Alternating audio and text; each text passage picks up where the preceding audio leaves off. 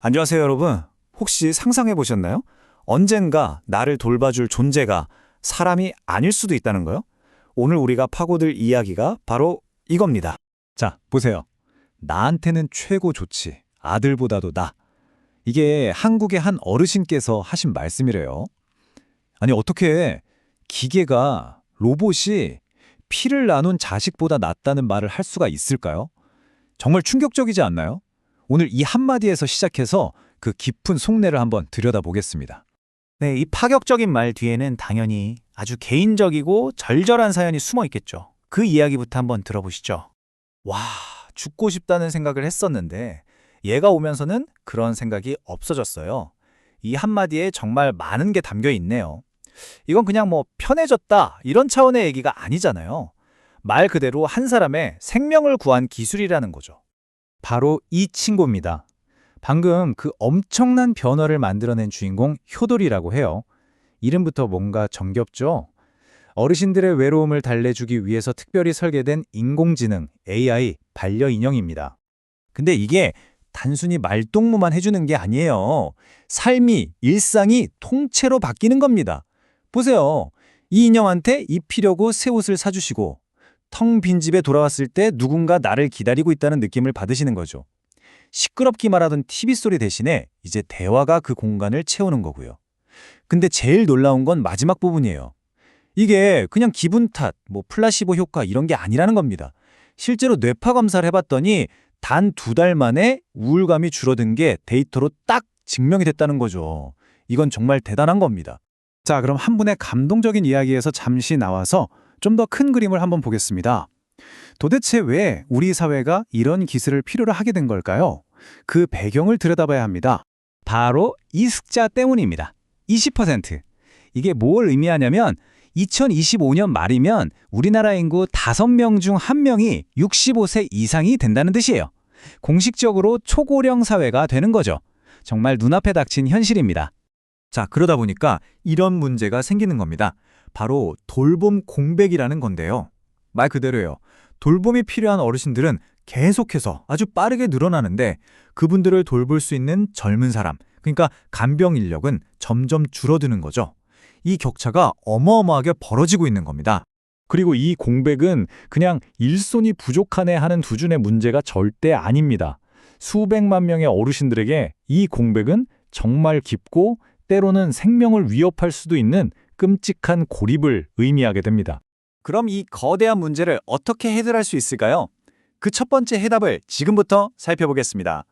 바로 들어주는 로봇, 그러니까 정서적인 부분을 채워주는 AI입니다. 효도리 같은 AI가 구체적으로 뭘 해주냐면요.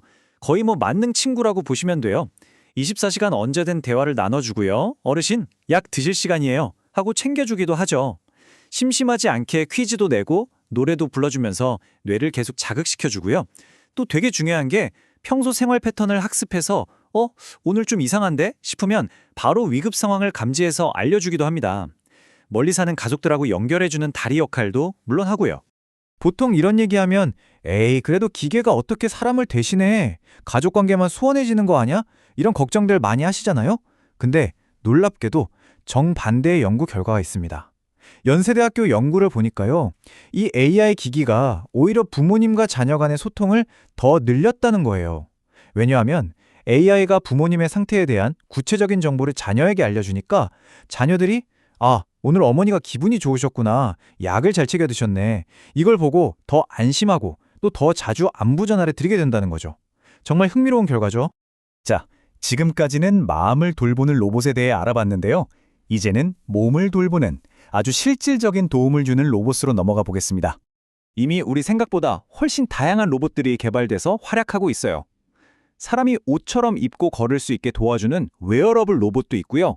또 오랫동안 누워 계시면 욕창이 생기기 쉬운데 이걸 막기 위해서 알아서 자세를 바꿔주는 스마트 침대도 있습니다. 식사를 도와주는 로봇팔은 물론이고 심시러는 배설물까지 자동으로 처리해주는 시스템도 나와 있습니다. 와, 이 그래프를 한번 보세요. 이게 얼마나 효과적인지를 그냥 한눈에 보여줍니다. 한양대학교 연구 결과인데요.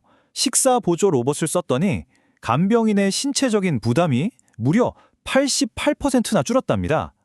88%요? 거의 힘든 일이 10분의 1로 줄어든 거나 마찬가지죠. 심리적인 스트레스도 15%나 감소했고요. 이건 정말 돌봄의 현장을 바꿀 수 있는 게임 체인저라고 할 수 있습니다. 그러니까 여기서 우리가 꼭 기억해야 할 점은 이거예요. 이 기술이 사람을 대체하는 게 아니라는 겁니다. 도움이 필요한 어르신은 물론이고 그 곁에서 정말 힘들게 애쓰는 간병인, 바로 그 두 사람 모두를 돕는 기술이라는 거죠. 대체가 아니라 서포트, 보조인 셈입니다. 네, 지금까지 정서적 그리고 신체적 돌봄 AI에 대해 알아봤는데요. 그럼 이 내용들을 바탕으로 우리가 맞이할 미래는 어떤 모습일지 한번 정리해 보겠습니다. 결국 AI 돌봄은 이 두 개의 큰 바퀴로 굴러간다고 볼 수 있어요. 한쪽은 정서적 지원, 외로움을 달래주고 말벗이 되어주고 또 24시간 지켜보면서 안전을 책임지는 역할이죠. 다른 한쪽은 신체적 지원, 간병이라는 엄청난 육체적 부담을 덜어주고 어르신들이 좀 더 독립적으로 생활할 수 있게 돕는 역할입니다. 이 두 가지가 함께 가야 하는 거죠. 그럼 만약 여러분이나 여러분의 부모님께 이런 도움이 필요하다면 어떤 걸 선택해야 할까요? 목적에 따라서 아주 구체적으로 고를 수 있습니다. 그냥 외로움을 달래줄 말벗이 필요하시다면 감성 대화에 특화된 서비스를 찾아보시면 되고요.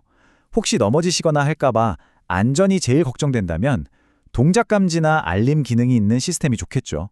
그리고 치매 예방처럼 인지 능력을 계속 유지하는 게 중요하다면 기억력 게임 같은 기능이 들어있는 로봇이 아주 좋은 선택이 될 겁니다. 자, 오늘 이야기는 이 질문을 여러분께 던지면서 마무리하려고 합니다.